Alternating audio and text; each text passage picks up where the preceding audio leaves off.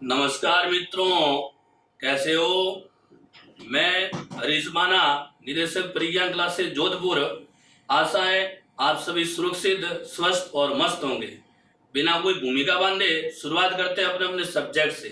देखिए, हम पढ़ाते हैं साहब Rajasthan history, art and culture, यानी राजस्थान का इतिहास, कला एवं संस्कृति। अब मानना कि सब्जेक्ट दो है साहब, लेकिन ध्यान रखना है दोनों सब्जेक्ट का आपसी कोरिलेशन है, दोनों का सहज संबंध है। संबंध यूं है साहब कि जब जब आप इतिहास पढ़ोगे ना, तब तब साथ में झलक देखोगे राजस्थान की आर्ट एंड कल्चर एंड कला एवं संस्कृति। अब देखना, वास्तव में शुरुआत तो की थी साहब राजस्थान के इतिहास से। कौन सा इतिहास है? राजस्थान का इतिहास। अब परिचय के रूप में हमने ध्यान रखना राजस्थान के इतिहास की 4-5 कक्षाएं तो ली, लेकिन आज से विधिवत रूप से हम शुरुआत कर रहे हैं राजस्थान आर्ट एंड कल्चर, यानी राजस्थान की कला एवं संस्कृति। बात करें कल्चर की, तो वास्तव में देखना भूमिका बांध के बताते हैं वास्तव में कल्चर है क्या। अगर बात करें अपन भारतीय परंपरा की या फिर राजस्थानी परंपरा, तो कहते हैं साहब भारतीय परंपरा अनुसार अपनी जो संस्कृति है ना, ये बंटी हुई साहब 2 भागों में। कितने भाग बताओगे? 2। कहते हैं साहब एक तो कहलाती है साहब नगरीय संस्कृति, और नगर के सामने दूसरी आएगी साहब एक ग्रामीण संस्कृति। कोई लंबी चौड़ी कहानी नहीं है मित्रों। नगर का मीन होता है शहर और ग्रामीण मीन होता है गांव। तो सिंपल सी कहानी ये साहब, समूचे हिंदुस्तान में कल्चर बिखरी पड़ी है 2 भागों में। एक तो है साहब शहरी कल्चर और एक होती है साहब ग्रामीण कल्चर। अब देखिए, नगरीय संस्कृति की बात करें ना, तो नगरीय संस्कृति का दूसरा नाम है साहब वैदिक संस्कृति। और इधर बात करें ग्रामीण, और ग्रामीण संस्कृति कहलाती है साहब लोक संस्कृति। बड़े गौर से सुनिए और समझिए। पुनः देखिए साहब, वास्तव में अपनी राजस्थानी अपनी भारतीय कल्चर कितने भागों में बढ़ गई है? 2। एक तो कहलाएगी कौन सी? नगरीय संस्कृति, और दूसरी कहलाएगी कौन सी? ग्रामीण संस्कृति। बात करें नगर की, तो नगरीय संस्कृति का दूसरा नाम है साहब वैदिक संस्कृति। अभी वैदिक है क्या सुने? इसी वैदिक संस्कृति में आते हैं साहब पंचदेव। कितने देव बताओगे? पंचदेव। और पंचदेव कौन है? पंचदेव आते हैं ब्रह्मा, विष्णु, महेश, शक्ति और गणेश। लेकिन ध्यान रखना मित्रों, आपके राजस्थान लेवल के किसी भी एग्जाम को उठाकर देखना, आपके राजस्थान के किसी भी परीक्षा में ध्यान रखना वैदिक संस्कृति सिलेबस में है ही नहीं। आपके ध्यान रखना हमेशा पूछी जाती है लोक संस्कृति। संस्कृति है तो दोनों भागों में, एक तो कहलाती है वैदिक संस्कृति और दूसरी कहलाती है कौन सी? लोक संस्कृति। लेकिन अपन बात करें एग्जाम्स की, अगर अपन बात करें परीक्षा की दृष्टि, तो परीक्षा की दृष्टि से आपके ध्यान रखना सिलेबस में पूछी जाती है कौन सी? लोक संस्कृति। अब लोक संस्कृति की बात करें तो लोक संस्कृति कहाँ की? साहब गांव की कल्चर है। तो और दूसरी बात ये भी है, इतिहास गवाह मित्रों, वास्तव में अगर अपन राजस्थान की बात करें ना, तो राजस्थान की कल्चर कहाँ बिगड़ी पड़ी है? गांव में। अब कल्चर है क्या? साफ और सिंपल शब्दों में सुने। देखिए, मान लो राजस्थान के किसी कच्चे घर के किसी कच्चे आंगन में अगर कोई चित्रकारी हुई है ना, जिसे हम कहते हैं मांडना, और वो मांडने अपनी कल्चर है साहब। जैसे मान लो राजस्थान के किसी गांव में किसी कच्चे घर के उस कच्ची दीवार पर अगर किसी ने कोई चित्रकारी कर दी, जैसे मान लो किसी उत्सव, किसी त्योहार या फिर किसी समारोह के अनुसार कोई चित्र बना दिया ना, तो उसी चित्र में झलकती है अपनी राजस्थान की कलाओं में संस्कृति। अब कहानी क्या है सुनो। मान लो किसी घर के दीवार के बाहर अगर कोई बड़ा सा दीपक का चित्र बना रखा है, तो राह चलते राहगीर को पता लग जाएगा साहब कि इस घर में या फिर हिंदू रीति रिवाज अनुसार एक त्योहार आने वाला कौन सा? दीपावली। जैसे मान लो अगर उसी कच्चे घर की कच्ची दीवार पर अगर घोड़ी पर बैठे हुए किसी दूल्हे व दुल्हन का चित्र बना हुआ है ना, तो राह चलते राहगीर को पता लग जाएगा कि फलाने के घर छोरे या छोरी का क्या होने वाला है? विवाह। अरे होगा ना। तो सिंपल सी कहानी है साहब कि कल्चर कहाँ बिगड़ी पड़ी है? गांव में। अब गांव की बात करें ना, अब घोड़ी पर बैठे हुए दूल्हे अथवा दुल्हन का चित्र देखते पता लग जाएगा फलाने के घर क्या होने वाला? विवाह। तो सिंपल सी कहानी है कि गांव में अगर किसी के घर विवाह होना, तो 4 क्या, मेरा तो मानना साहब आस पड़ोस के 84 गांव के लोगों को पता लग जाएगा कि फलाने के घर छोरे या छोरी का क्या होने वाला है? विवाह। लेकिन बात करें शहर की, शहर की बात करें तो शहर में तो पड़ोसी कब सलट जाता है इसका भी पता होता नहीं है। तो वास्तव में मित्रों कल्चर कहाँ बिगड़ी पड़ी है? गांव में। तो ध्यान रखना, संस्कृति पढ़ेंगे गांव की संस्कृति, और ग्रामीण संस्कृति कहलाती है लोक संस्कृति। अब देखिए साहब, इस लोक संस्कृति में है क्या ये भी सुने। इसी लोक संस्कृति में आपके सिलेबस में पूछे जाते हैं सबसे पहले राजस्थान के लोक देवता, इसी में आपके पूछी जाएगी राजस्थान की लोक देवियां, इसी में आपके पूछे जाते हैं राजस्थान के लोक संत व संप्रदाय, लोक संत व संप्रदाय, और इसी में पूछे जाते हैं राजस्थान के लोक मेले और त्योहार। इसी में आपके आती है साहब राजस्थान की लोक रीति और रिवाज। इसी में आपके पूछे जाते हैं साहब राजस्थान के लोक नृत्य, या फिर उसे दूसरी भाषा में कह सकते हो लोक नाट्य। और इसी में पूछे जाते हैं राजस्थान के लोक गीत। और कहते हैं साहब जब जब आप गीत गाओगे ना ध्यान रखना साथ में वाद्य यंत्र का भी प्रयोग करना पड़ेगा। तो गीत के साथ में आप पढ़ोगे लोक वाद्य, साथ ही साथ बात करें अपन लोक कला की, तो इसी लोक कला में ध्यान रखना आती है आपके एक तो हस्तकला, लोक कला में आएगी आपके हस्तकला, और हस्तकला के साथ ही ध्यान रखना लोक कला में एक आती है साहब चित्रकला, और चित्रकला के साथ आती है साहब स्थापत्य कला। बड़े गौर से सुनिए और समझिए। देखिए मित्रों, लोक कला में ध्यान रखना एक तो है हस्तकला, दूसरी है चित्रकला। अब ध्यान रखना इन दोनों कलाओं का आपसी कोरिलेशन है। रिलेशन यूं है, हस्त और चित्रकला कोई लंबी चौड़ी कहानी नहीं है, बहुत ही सिंपल होता है, इसी भाषा पढ़ा कर हमेशा। देखना जब तो कोई कलाकार, जब तो कोई कारीगर अपने हाथ से चित्रकारी कर रहा है ना, तब तो कहलाएगी साहब हस्तकला में। लेकिन ध्यान रखना उसी हाथ की कारीगरी ने अगर कोई बड़े चित्र का रूप ले लिया ना, तो ध्यान रखना बन जाएगी कौन सी कला? चित्रकला। तो सिंपल शब्दों यूं पुनः समझ लें, जब तक कोई कारीगर हाथ से काम करा तब तो वो भी साहब हस्तकला, लेकिन उसी हाथ वाले काम ने अगर चित्र का रूप धारण कर लिया ना, तो मित्रों कहलाएगी कौन सी कला? चित्रकला। तो ध्यान रखना जब जब पढ़ोगे हस्तकला तब तब झलक देखोगे साथ में कौन सी कला की? चित्रकला। और ध्यान रखना तीसरी जो लोक कला वो कौन सी आएगी? स्थापत्य कला। अब स्थापत्य क्या ये भी समझ लें, स्थापत्य कोई लंबी चौड़ी कहानी नहीं है। स्थापत्य कला का मीन होता है साहब भवन निर्माण से संबंधित। कौन निर्माण बताओगे? भवन निर्माण। और भवन की बात करें ना, तो राजस्थानी परंपरा अनुसार भवन में सबसे बड़ा भवन माना जाता है साहब दुर्ग। उसी दुर्ग को राजस्थानी में कहते हैं गढ़ और उसे कहते हैं गढ़ैया। तो स्थापत्य में क्या आएगा वो भी सुने, राजस्थान की दुर्ग, गढ़, गढ़ैया, महल, माड़िया, चौतरा, चबूतरा, छत्र और छतरिया, सबकी सब आएगी कौन सी कला में? स्थापत्य कला। तो मित्रों ध्यान रखना, आप राजस्थान लेवल का कोई सा एग्जाम उठाकर देखना, ध्यान रखना आपके सिलेबस में पाठ्यक्रम हमेशा पूछी जाती है कौन सी संस्कृति? लोक संस्कृति। तो ध्यान रखना आपके सिलेबस में पढ़ेंगे अपन लोक संस्कृति, लेकिन अपन बात करें राजस्थानी परंपरा की, और राजस्थानी परंपरा अनुसार हमेशा ध्यान रखना हम किसी भी शुभ काम की शुरुआत करते हैं साहब देवी देवताओं के नाम से। तो ध्यान रखना आर्ट एंड कल्चर में हमेशा शुरुआत किससे होती है? राजस्थान के लोक देवी और देवता। लेकिन अब बात करें आपके परीक्षा की दृष्टि से, यानी एग्जाम्स के अकॉर्डिंग, अगर एग्जाम के अकॉर्डिंग देखें ना, तो ध्यान रखना परीक्षा में हमेशा पूछे जाते हैं देवी देवताओं के मेले। ध्यान रखना शुरुआत करेंगे साहब देवी देवताओं के नाम से शुभ काम की, लेकिन आपके एग्जाम की दृष्टि से ध्यान रखना सर्वाधिक क्वेश्चन पुट होते हैं राजस्थान के मेले और त्योहार से। तो ध्यान रखना मित्रों अपन शुरुआत करेंगे पहली बार किसी राजस्थान के मेले और त्योहार। ऐसा क्यों कि मेले और त्योहार ध्यान रखना ये एक ऐसा चैप्टर है, ये एक ऐसी यूनिट है, राजस्थान लेवल का कोई सा एग्जाम उठाकर देख लेना, चाहे राजस्थान में चाहे आरएस का एग्जाम लो, चाहे एसआई का एग्जाम लो, चाहे पटवार लो, चाहे रीट लो, चाहे कांस्टेबल लो, ध्यान रखना हर एग्जाम में क्वेश्चन पूछे जाते हैं राजस्थान के लोक मेले और त्योहार। उदाहरण है साहब अपने पास, ध्यान रखना फिलहाल पिछली जो आरएस की जो 2015 वाली जो वैकेंसी थी ना, उसने क्वेश्चन पूछा था साहब राजस्थान के 3 देवता, लेकिन देवताओं के पूछे क्या थे? मेले। कैसे वो भी सुने, एक तो पूछा था साहब गोगा जी का मेला, दूसरा पूछा गया था साहब आपके तेजा जी का मेला, और साथ में एक देवता का नाम दिया था क्षेत्रपाल। तो सिंपल सी कहानी है मित्रों कि साहब शुरुआत होती तो देवी देवता से, लेकिन एग्जाम की बात करें ना, तो एग्जाम में हमेशा क्वेश्चन सर्वाधिक पुटअप होते हैं साहब राजस्थान में देवी देवताओं के मेले और त्योहार से। तो विधिवत रूप से अपन शुरुआत करेंगे मेले और त्योहार। क्यों कर रहे हैं कि साहब हर परीक्षार्थी के प्रत्येक परीक्षा में ध्यान रखना क्वेश्चन पुटअप होते हैं मेले और त्योहार से। तो विधिवत रूप से शुरुआत करेंगे राजस्थान के मेले और त्योहार, सुनते जाइए और समझते जाइए। तो देखिए अब शुरुआत करेंगे राजस्थान के मेले और त्योहार। तो अगर वास्तव में बात करें ना, हम पढ़ रहे हैं साहब राजस्थान में आर्ट एंड कल्चर एंड कला एवं संस्कृति, और कला एवं संस्कृति में शुरुआत करेंगे साहब राजस्थान के मेले और त्योहार। लेकिन ध्यान रखना मित्रों, राजस्थान के जितने भी मेले और त्योहार है ना, उन मेले और त्योहारों को याद करने के लिए सबसे पहले आपके दिल और दिमाग में होना चाहिए साहब हिंदी कैलेंडर। उसी हिंदी कैलेंडर का दूसरा नाम है साहब हिंदू कैलेंडर, या फिर उसे तीसरी भाषा में कहते हैं साहब चंद्र कैलेंडर, या फिर कहते हो साहब भारतीय कैलेंडर। तो अपन बात करें भारतीय महीनों की, तो ध्यान रखना भारतीय महीने तो वैसे होंगे तो 12 ही, लेकिन ध्यान रखना भारतीय महीने की शुरुआत होगी, सबसे पहला महीना आएगा साहब चैत्र मास। शुरुआत कौन से महीने से होगी? चैत्र। चैत्र बाद महीना आएगा साहब वैशाख। वैशाख के बाद महीना आएगा साहब ज्येष्ठ। महीना कौन सा बताओगे? ज्येष्ठ। ज्येष्ठ के बाद महीना आएगा साहब आषाढ़। आषाढ़ गए तो महीना आ जाएगा साहब श्रावण।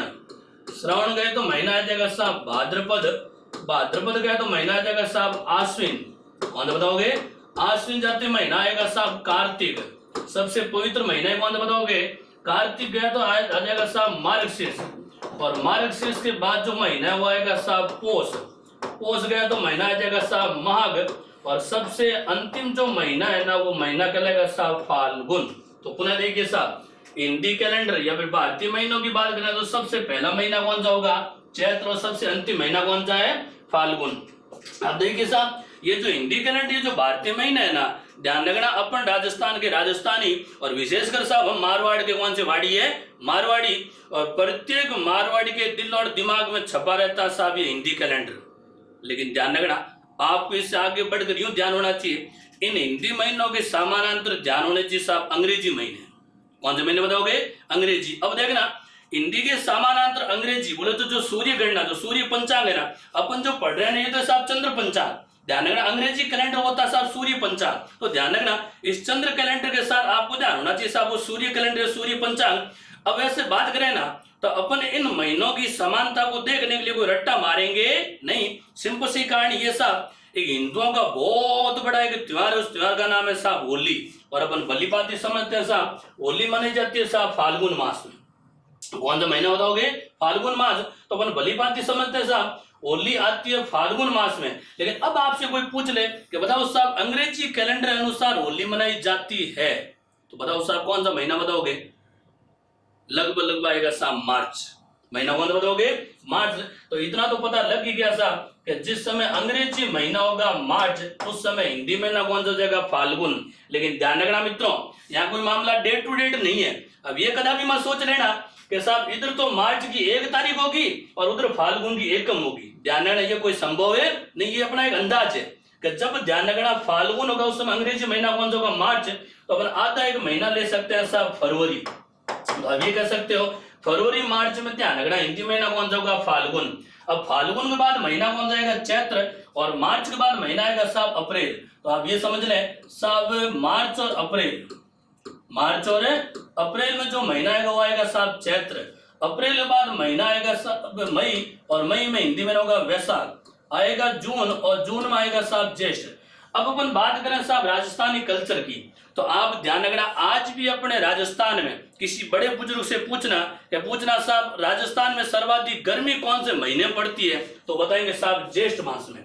और इसी ज्येष्ठ को हम राजस्थानी लोग दूसरी भाषा कहते हैं जेठ। इसलिए ध्यान रखना ग्रामीण परिवेश में कहा जाता है साहब जेठ सर्वाधिक तपता है। और इधर ध्यान रखना किसी शहरी परिवेश के किसी इंसान को पूछना कि बताओ साहब सर्वाधिक गर्मी पड़ेगी, तो बताएगा साहब जून महीने में। तो ध्यान रखना अंग्रेजी महीना होगा जून और हिंदी महीना हो जाएगा ज्येष्ठ। आगे बढ़े तो आ जाएगा जुलाई, और जुलाई में ध्यान रखना हिंदी महीना आएगा साहब आषाढ़।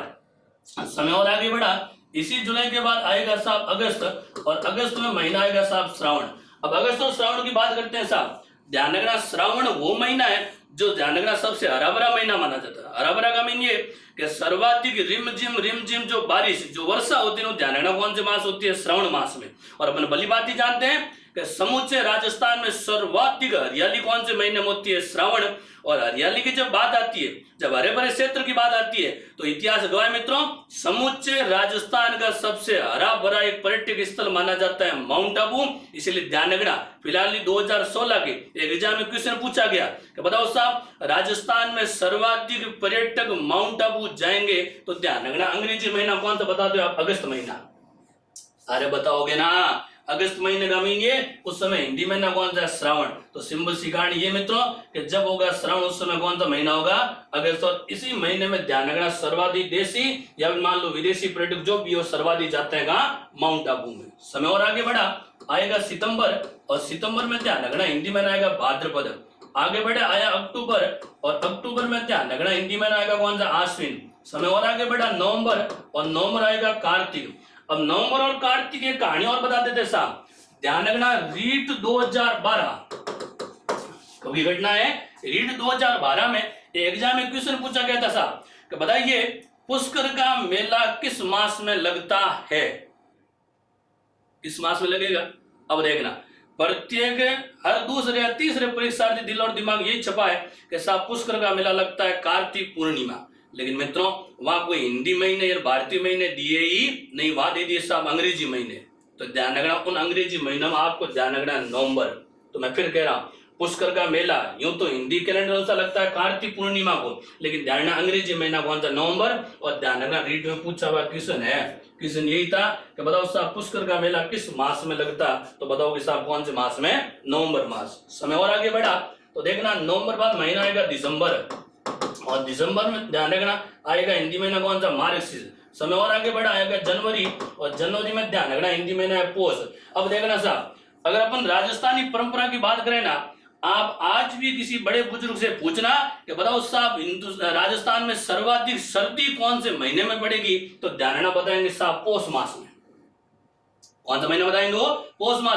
अब ध्यान रखना किसी शहरी परिवेश के इंसान को पूछ लेना कि बताओ साहब सर्वाधिक सर्दी कौन से महीने में पड़ेगी, तो बताएगा साहब जनवरी मास। तो सिंपल सी कहानी ये, अंग्रेजी महीना जनवरी और हिंदी महीना हो जाएगा पौष। आ गया साहब फरवरी, और फरवरी में ध्यान रखना हिंदी में आएगा माघ।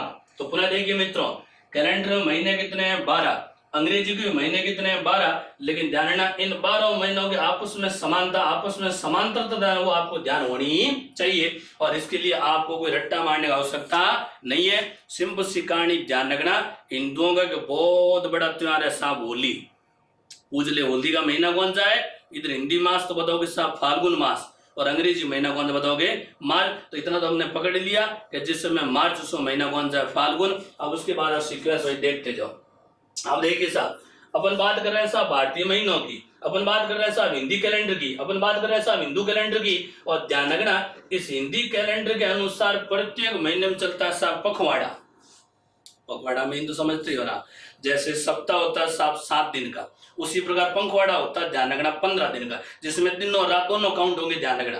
तो ध्यान रखना 15 तो रातें होती है अंधेरी और 15 रातें होती है चांदनी। अब आपसे कोई पटाख से क्वेश्चन पूछ रहे कि बताइए मित्रों हिंदी महीने में शुरुआत होगी, तो बताओ साहब कौन सी रातों से होगी, अंधेरी रात से होगी कि चांदनी रात से होगी, चांदनी से नहीं बल्कि किससे होगी, अंधेरी से। तो ध्यान रखना चैत्र महीना या कोई सा महीना उठाकर देख लेना, प्रत्येक महीने में शुरुआत होती है साहब अंधेरी रातों से।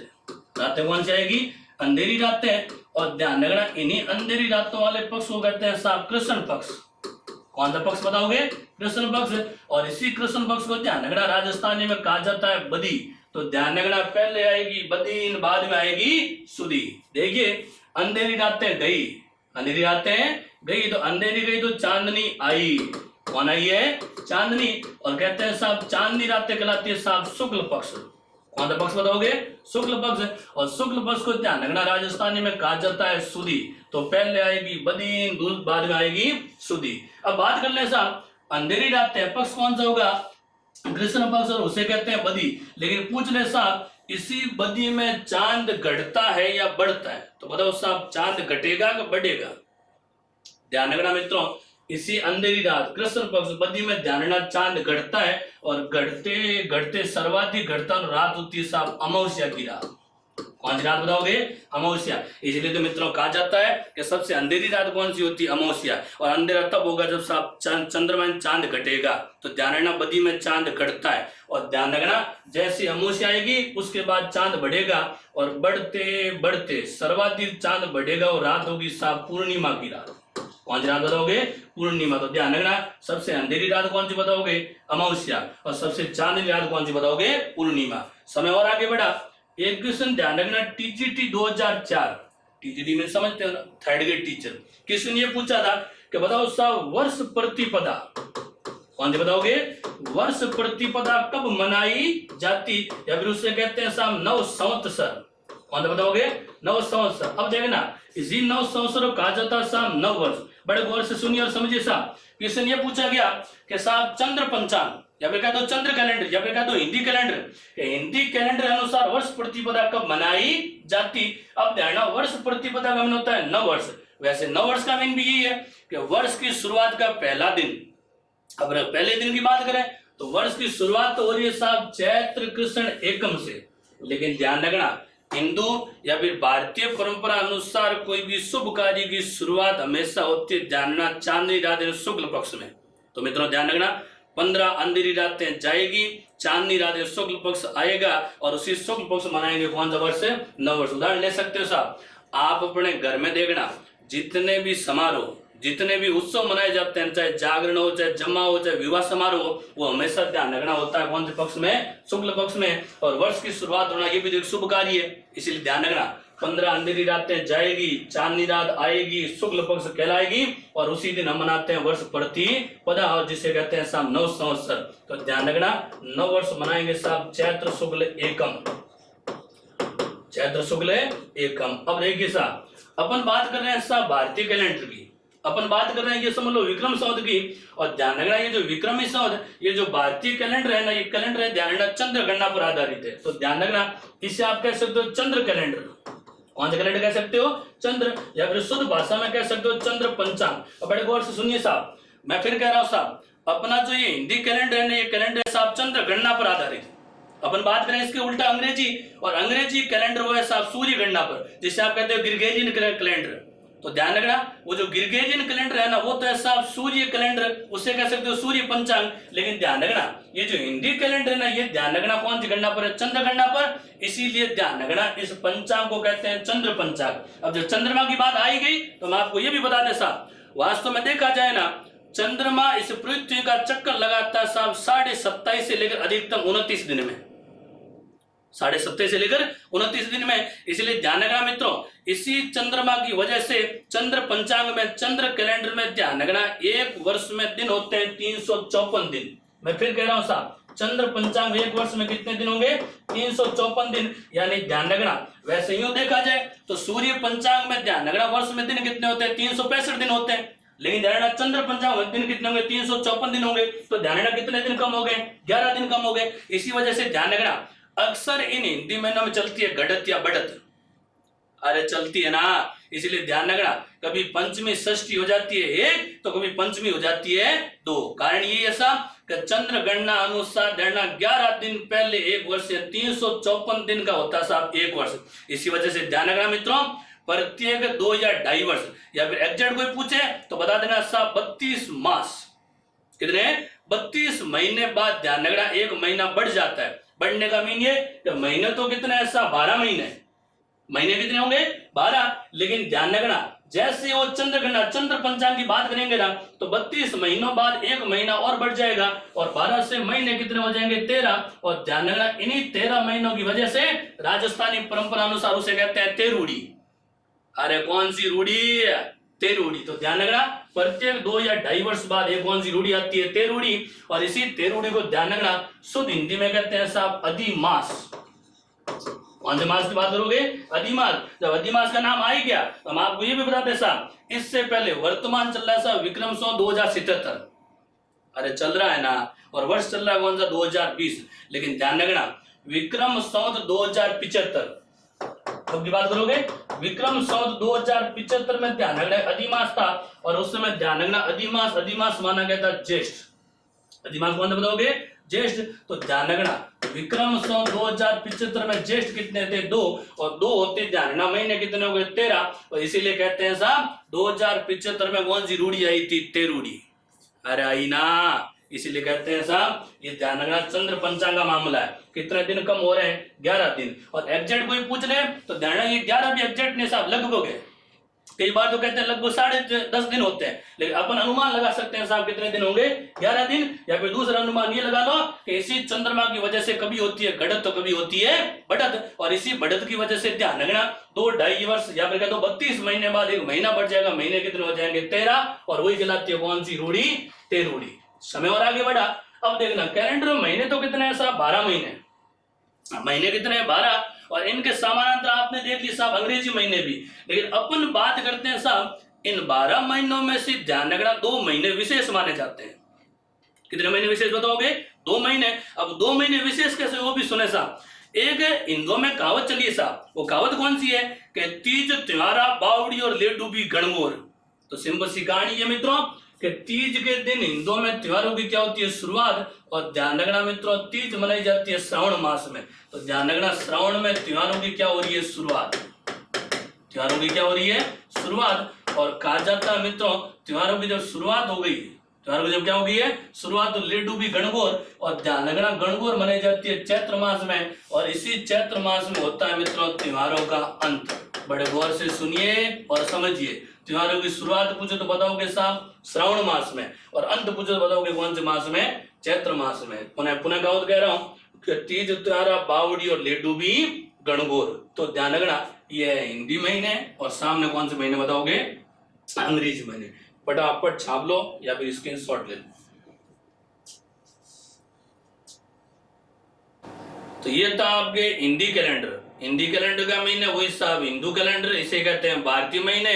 ये कहलाता है चंद्र पंचांग। और ध्यान रखना हम जो हिंदी कैलेंडर है वो तो साहब चंद्र पंचांग वाला पढ़ेंगे। कारण क्या कि जितने भी मेले और त्योहार है ना वो ध्यान रखना चंद्र पंचांग के अनुसार ही है। अब चंद्र पंचांग की जब बात आ गई ना तो ध्यान रखना चंद्र पंचांग में अपने जितने भी राजस्थानी मेले और त्योहार है ना वो ऐसा विक्रम संवत पर आधारित है। कौन सा बताओगे, अभी विक्रमी संवत, ईस्वी सन, शक संवत, हिजरी कैलेंडर वगैरह जितने भी जो अपने हिंदुस्तान में कैलेंडर जो प्रचलित है ना उन ध्यान कैलेंडर है उनकी गणना तो आपको ध्यान होनी ही चाहिए। अब देखिए साहब वास्तव में देखा जाए जब कैलेंडर की बात आएगी, जब गणना की बात आएगी ना तो ध्यान रखना समूचे हिंदुस्तान में सबसे पहले दिनों की गणना और गणना की थी साहब वेताल विक्रमादित्य ने। और ध्यान रखना एक कैलेंडर चला उस कैलेंडर का नाम है साहब विक्रमी संवत। मैं फिर कह रहा हूँ साहब समूचे हिंदुस्तान का सबसे जो प्राचीन कैलेंडर है ना वो कौन सा माना जाएगा, विक्रमी संवत। और कहते हैं साहब ये विक्रमी संवत के लिए हिंदुस्तान की बात नहीं है साहब, ध्यान रखना नेपाल में भी जो कैलेंडर चलता है ना ध्यान रखना वो विक्रमी संवत वाला है। अब देखना विक्रमी संवत प्रारंभ हुआ था साहब 57 ईसा पूर्व। 57 है यानी ईसा से 57 वर्ष पहले जो कैलेंडर प्रारंभ हुआ वो था साहब विक्रमी संवत। विक्रमी के बाद जो दूसरा कैलेंडर है ना वो है साहब ईस्वी सन। दूसरा कौन सा बताओगे, ईस्वी सन।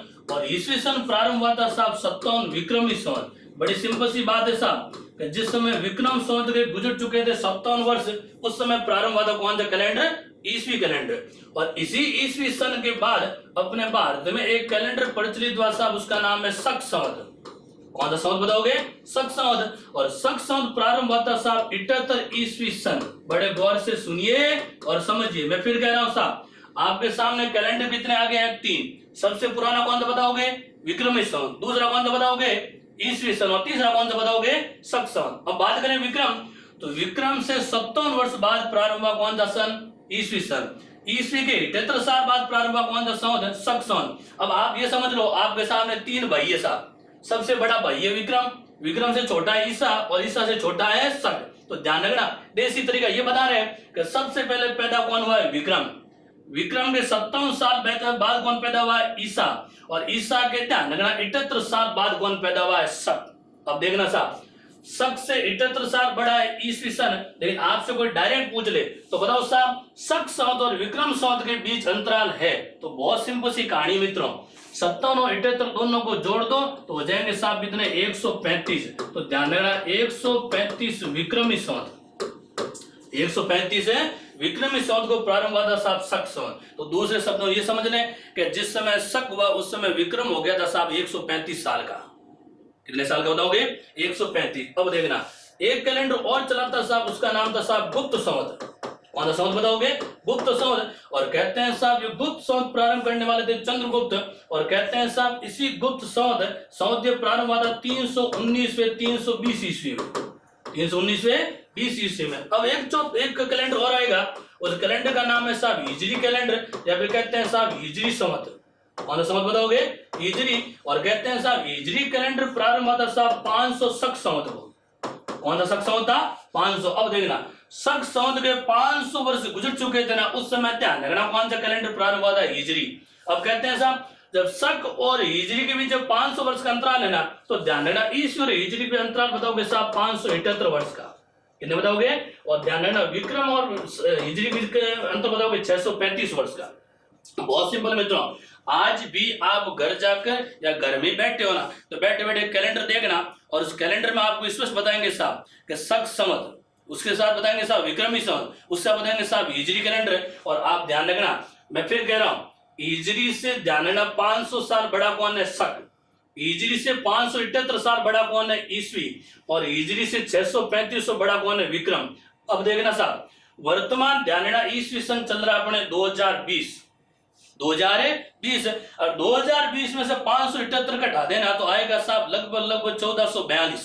तो ध्यान रखना वर्तमान चल तो रहा है हिजरी 1441 में, बात कर रहा हूँ साहब मई एंड की। लेकिन आप देखना साहब अगस्त एंड और सितंबर महीने का कैलेंडर उठाकर देखना, आपको मिलेगा साहब हिजरी 1442। आज ही घर में देख लेना साहब। तो सिंपल सी कहानी ये मित्रों कि साहब हिजरी से 635 बड़ा है विक्रम, हिजरी से 578 साल बड़ा है ईसा, हिजरी से 500 से बड़ा है शक, और ध्यान रखना सबसे छोटा जो कैलेंडर वो कौन सा हिजरी। अब मैं फिर कह रहा हूं साहब अपने जितने भी ध्यान रखना मेले और त्योहार है ना होते हैं साहब विक्रम संवत पर आधारित। कौन सा बताओगे? विक्रमी संवत। लेकिन ध्यान रखना अपने हिंदुस्तान यानी अपने भारत का जो राष्ट्रीय कैलेंडर है ना, या जिसे कहते हैं राष्ट्रीय पंचांग, तो ध्यान रखना राष्ट्रीय पंचांग घोषित हुआ साहब शक संवत। कौन सा होता है? और ध्यान रखना इसी शक संवत को राष्ट्रीय पंचांग, शक संवत को राष्ट्रीय पंचांग घोषित किया था साहब 22 मार्च। कब किया था? 22 मार्च 1957। तो मैं फिर कह रहा हूं साहब इसी 22 मार्च 1957 ईस्वी को शक संवत को घोषित किया कौन सा पंचांग? राष्ट्रीय पंचांग। मैं फिर कह रहा हूं साहब मेले और त्योहार वो तो होंगे साहब विक्रमी संवत पर आधारित, लेकिन ध्यान रखना अपने हिंदुस्तान अपने भारत का जो राष्ट्रीय कैलेंडर या फिर तो राष्ट्रीय पंचांग है ना वो कौन से संवत पर आधारित है? शक संवत। और पूछ ले साहब शक संवत को राष्ट्रीय पंचांग कब घोषित किया? तो बता देना साहब 22 मार्च 1957 ईस्वी को। 1957 फटाफट छाप लो। तो देखिए ये थे आपके भांति भांति प्रकार के कैलेंडर जो ध्यान रखना किसी धार्मिक रूप से या फिर कह सकते हैं त्योहारों के रूप से या फिर कह सकते हो साहब राष्ट्रीय पंचांग के रूप से भांति भांति प्रकार से ये प्रचलित भी हुए। देखिए अगर अपन बात करें मेले और त्योहार की ना, तो मेले और त्योहार तो ध्यान रखना वो तो कौन से संवत पर आधारित होंगे साहब? विक्रमी संवत पर। लेकिन बात करें साहब अपने भारत के राष्ट्रीय कैलेंडर की या राष्ट्रीय पंचांग की, तो राष्ट्रीय पंचांग है ना वो तो साहब शक संवत पर आधारित है। मैं फिर कह रहा हूँ साहब जितने भी राजस्थान के मेले और त्योहार है ना वो तो ध्यान रखना विक्रमी संवत पर है, लेकिन अपना जो राष्ट्रीय पंचांग वो कौन से संवत पर है? शक संवत है। यहाँ सिंपल सी कहानी है कि राष्ट्रीय स्तर पर जितने भी राजपत्र जिन्हें आप कहते हैं गजट, तो जितने भी गजट जो पारित होते हैं ना वो ध्यान रखना शक संवत से होते हैं। कौन सा से बताओगे? शक संवत। और शक के साथ ही साथ हमने एक कैलेंडर देखा था साहब ईस्वी सन। अब कहानी देखना साहब विक्रम और शक संवत के महीनों में ध्यान रखना किसी प्रकार का कोई बदलाव नहीं है साहब। ध्यान रखना विक्रम का पहला महीना भी चैत्र, तो शक का पहला महीना भी कौन सा होगा? चैत्र। विक्रम का अंतिम महीना होगा फाल्गुन, तो ध्यान रखना शक का भी अंतिम महीना कौन सा होगा? फाल्गुन। महीने वही साहब 12 महीने, और वही ध्यान रखना प्रत्येक 32 महीने बाद एक महीना बढ़ जाता है और बढ़ा हुआ महीना कहलाता है अधिमास, और उसी अधिमास को हम राजस्थानी लोक देशी भाषा कहते हैं साहब तेरूड़ी। तो मैं फिर कह रहा हूँ शक और विक्रम के ध्यान रखना गणना में किसी प्रकार का कोई फेरबदल नहीं है। अब बात करता हूँ साहब मैं विक्रमी संवत की, तो वास्तव में देखा जाए ना तो देखना समुचे राजस्थान में विक्रमी संवत वर्ष प्रतिपदा ध्यान रखना वर्ष की शुरुआत मानी जाती है कौन से मास? चैत्र मास में। लेकिन बात ध्यान रखना हिंदुस्तान में केवल गुजरात की करें ना तो गुजरात में ध्यान रखना इस विक्रमी संवत वाले कैलेंडर की जो शुरुआत या नववर्ष जो माना जाता साहब कार्तिक मास में। कौन सा मास बताओगे? तो वहां गुजरात में कार्तिक मास से शुरुआत मानेंगे और यहाँ मानेंगे कौन से मास से? चैत्र मास से। तो बड़े गौर से सुनिए और समझिए समूचे हिंदुस्तान में शुरुआत होती है कैलेंडर की चैत्र मास से, लेकिन बात करेंगे तो गुजरात और गुजरात में शुरुआत हो रही है कार्तिक मास से। तो ध्यान रखना विक्रम और शक संवत दोनों में ध्यान रखना महीने वो है, लेकिन ये ऐसा शक संवत पर आधारित है वो तो है राष्ट्रीय पंचांग, लेकिन ध्यान रखना विक्रम लगेंगे मेले और त्योहार। एक कैलेंडर और देख लिया आपने हिजरी कैलेंडर, और ध्यान रखना हिजरी कैलेंडर बोलो तो इस्लाम धर्म, और ध्यान रखना इस्लाम धर्म में जो कैलेंडर जो प्रचलित हो कौन सा? हिजरी संवत। और हिजरी संवत का सबसे पहला महीना है ना वो आता है साहब मोहर्रम। सबसे पहला महीना कौन सा बताओगे? मोहर्रम। और सबसे अंतिम महीना बताओगे साहब जिल्हिज। कौन सा हिज बताओगे? जिल्हिज। और ध्यान रखना ये भी चंद्र गणना पर है। कौन सी गणना बताओगे? चंद्र गणना। और ध्यान रखना इसमें महीने कितने हो जाएंगे? 12। तो अपन ने देख लिया साहब कैलेंडर चाहे सूर्य पंचांग लो और कैलेंडर चाहे ध्यान रखना चंद्र पंचांग लो, महीने तो कितने होंगे? 12। मैं फिर कह रहा हूं साहब विक्रम शक संवत का पहला महीना चैत्र, अंतिम महीना कौन सा होगा? फाल्गुन। ईस्वी सन यानी ग्रेगोरियन कैलेंडर का पहला महीना होगा जनवरी, तो अंतिम महीना कौन सा होगा? दिसंबर। उसी प्रकार हिजरी संवत की बात करें तो हिजरी का पहला महीना तो रहेगा साहब आपके कौन सा? मोहर्रम का, और अंतिम महीना रहेगा कौन सा? जिल्हिज का। तो ये थे आपके ध्यान रखना भांति भांति प्रकार के कैलेंडर, यानी 2 प्रकार की गणना देखी हमने। एक होती है जिसे कहते हैं सौर गणना, दूसरी होती है चंद्र गणना या फिर सौर पंचांग या फिर चंद्र पंचांग। तो ध्यान रखना अपने राजस्थान के मेले और त्योहारों की शुरुआत अगर विधिवत रूप से धार्मिक दृष्टि से देखें ना तो शुरुआत होती है साहब श्रावण मास से। कौन से मास से बताओगे? श्रावण मास। लेकिन कैलेंडर की बात करें ना तो कैलेंडर की शुरुआत हो रही है साहब चैत्र मास से। लेकिन ध्यान रखना मेले और त्योहारों की शुरुआत होगी कौन से मास से होगी? श्रावण मास से। और कहते हैं साहब हिंदू परंपरा अनुसार श्रावण मास एक ऐसा महीना साहब जिस श्रावण महीने में प्रत्येक सोमवार के दिन, ध्यान रखना, हिंदू परंपरा अनुसार व्रत रखा जाता है। और कहते हैं साहब प्रत्येक सोमवार को शिवालय, जिन्हें हम कहते हैं शिव मंदिर, प्रत्येक शिव मंदिर जाना श्रद्धा में भक्तगणों की भीड़ रहती है साहब। और कहते हैं साहब भगवान शिव देवादिदेव महादेव को लेकर जो महीना प्रचलित हो कौन सा महीना है? श्रावण मास। और जब देवादिदेव महादेव भगवान शिव का नाम आ गया तो हम आपको बता दें साहब इसी श्रावण मास का अंतिम दिन जिसे कहते हैं श्रावण पूर्णिमा, और इसी श्रावण पूर्णिमा के दिन अमरनाथ में ध्यान रखना बर्फ के शिवलिंग बन जाता है। किसी ने पूछा जाएगा साहब कि बताओ साहब अमरनाथ में बर्फ का पूर्ण रूप से शिवलिंग बनेगा, तो बता देना साहब श्रावण पूर्णिमा के दिन। तो ध्यान रखना मेले और त्योहार की शुरुआत तो करेंगे साहब श्रावण मास से, लेकिन कैलेंडर की शुरुआत होगी कौन से मास से? चैत्र मास से। तो आज ध्यान रखना मेले और त्योहार में पढ़ने और बढ़ने से पहले हमने केवल इसकी भूमिका देखी साहब। आप लोग होता क्या रटन प्रणाली रहते हो, कई बार शुरुआत डाइट करते हो साहब, बोलते हो चलो शुरुआत करते हैं छोटी तीज से। लेकिन हमारा मानना मित्रों तीज से शुरुआत करने से पहले आपको इस कैलेंडर की पूरी गणना पूरी जानकारी तो होनी ही चाहिए। चांद घटेगा तो कौन सा पक्ष होगा और चांद बढ़ेगा तो कौन सा पक्ष होगा, ये पक्ष आपको ध्यान होने ही चाहिए। क्यों होने चाहिए कि बार बार अपन जब जब मेले और त्योहार पढ़ेंगे ना तो ध्यान रखना दोनों पक्षों की बात करनी पड़ेगी। तो आपको ध्यान होना चाहिए कृष्ण पक्ष कब आएगा, तो शुक्ल पक्ष कब आएगा, पहले कौन सा पक्ष है और बाद में कौन सा पक्ष, ये भी आपको ध्यान होना चाहिए। तो आज तक हमने ये भूमिका बताई और विधिवत रूप से राजस्थान के मेले और त्योहार की शुरुआत करेंगे शाम नेक्स्ट क्लास में। लेकिन मैं फिर कह रहा हूँ मित्रों वहां तक जाने के लिए पहले आपके दिमाग में ये पूरा कैलेंडर तो होना ही चाहिए। तो आज घर पर रहकर 15-20 मिनट जो हमने पढ़ाया ना उसको एक बार मन ही मनन चिंतन करना कि जो आपने कैलेंडर पढ़ा है, जो आपने कैलेंडर पढ़ा ना वो आपके दिल और दिमाग में छपा या नहीं छपा। तो बाकी चर्चा करेंगे नेक्स्ट क्लास में। सभी प्रतियोगी परीक्षार्थियों को उज्जवल भविष्य की हार्दिक शुभकामनाएं। Have a nice day.